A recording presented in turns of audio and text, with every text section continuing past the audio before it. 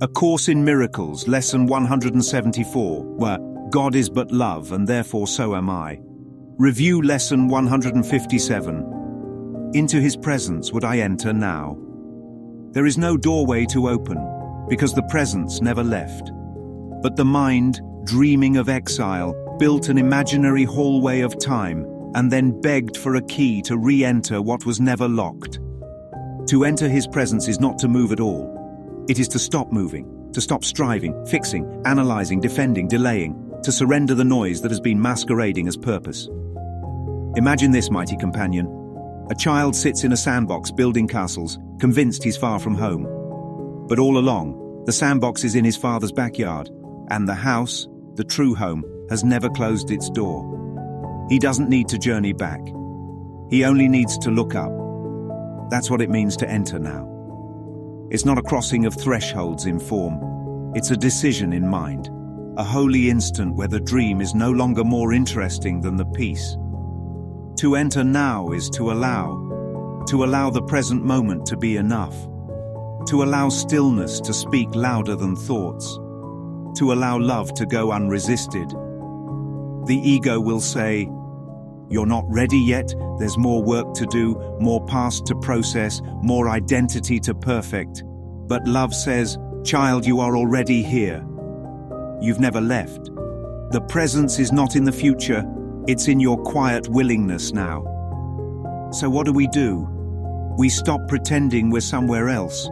We stop worshipping delay. We stop trying to make the dream more comfortable. And we enter by releasing the idea that we ever left.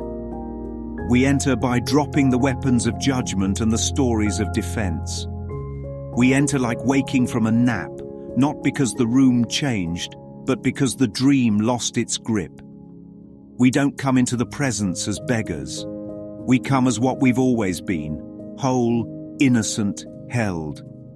And we enter now, not later, not after the next revelation, not when we finally figured it out.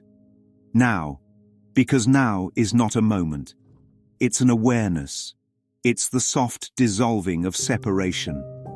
It's the realization that peace is not a destination, but the condition beneath every grievance. And so we lay down the illusion, we remove the mask, and we walk in, not because the door is open, but because it was never closed.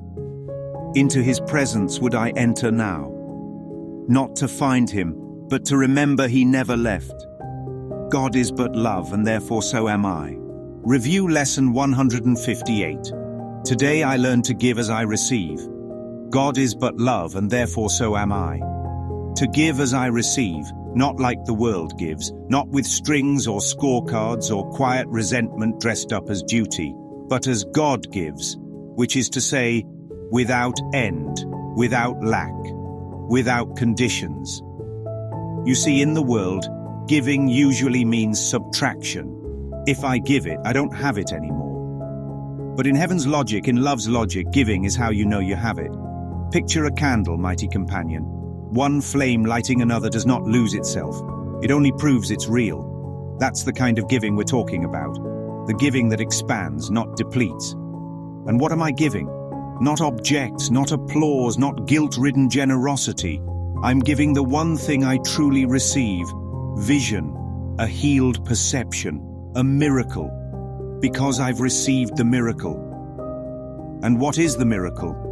The awareness that my brother is not guilty, that the world does not determine my peace, that nothing real can be threatened and nothing unreal exists. And if I've received that, if I know it even for a moment, then I've received the most precious gift in the universe. And gifts like that are not meant to be hoarded. They echo outward on their own. So giving becomes natural, not noble, spontaneous, not strategic, overflow, not obligation. It says, "Today I learn," which means I must have learned something else yesterday. I must have learned to give, to get, to give with expectations, to give out of guilt or to feel superior. But today, I drop that old curriculum. Today I step into the rhythm of heaven. The rhythm that says, what I give, I receive. What I withhold, I deny myself. And when I give forgiveness, peace, safety, and kindness, I feel them flow back instantly, because in truth, there was never a space between us. That's what it means to learn to give as I receive. To let the lines between giver and receiver blur into oneness. To stop pretending that I lose when I bless. To stop protecting a gift I've only received in order to share. A flower does not bloom and then guard its fragrance. The sun does not withhold rays from those it disapproves of. Love does not ration itself, and neither do I, not anymore. Today I learn to give.